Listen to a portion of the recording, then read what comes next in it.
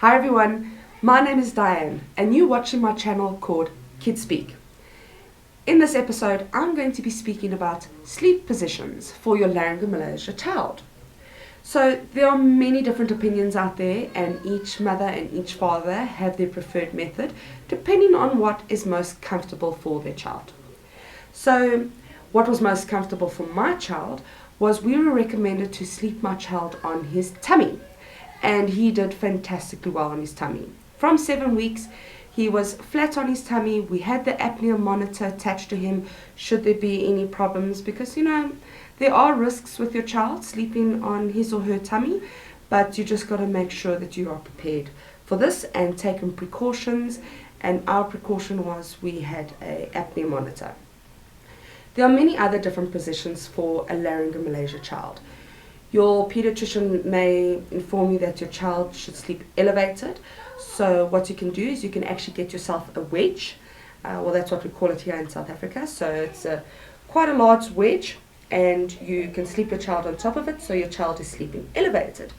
You also get wedges that will keep your child in a side sleeping position. That's also a very good position for a Laryngomalacia child.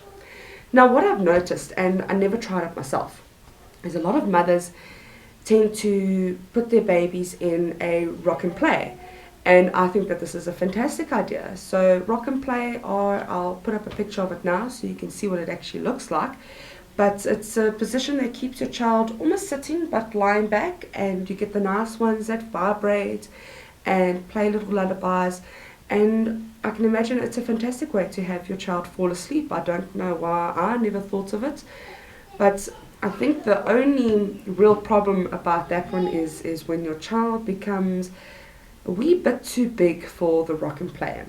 So it's a good idea to start weaning your child off of the rock and play, but before you get to the stage when your child is a little bit too big for it, because then it can cause nightmares for mommy, for daddy, for child if they've gotten used to that position.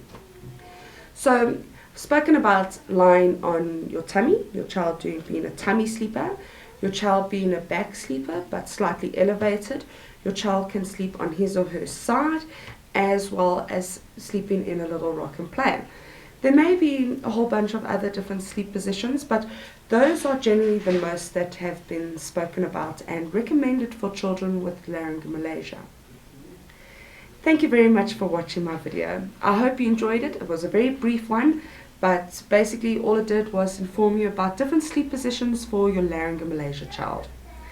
If you'd like to watch my video on what is Laryngomalacia, I've made the video available for you now.